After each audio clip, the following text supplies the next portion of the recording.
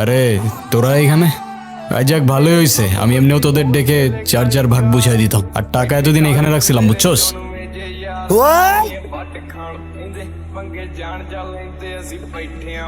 ওরে এখনই মাইরা লাই তুই কি কইতেছিস তুই? ঠিকই তো কইছে, আমগুলো বিপদে ফালাই দেয়, টাকা লয়ে ভাগবো, আমরা ছেড়ে দিমু। প্লিজ মামা। সুমন তুই বুঝতেছিস না, ওরে যদি এখন না মারি পরে তো আমরাই ফেসে যাবো। দোস্ত দোস্ত দোস্ত প্লিজ দোস্ত, তোর মারিস না দোস্ত।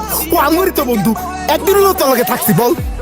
ওই তুই ওরে বুঝা। ও যদি বাইচা যায় আমগো ছাড়বো।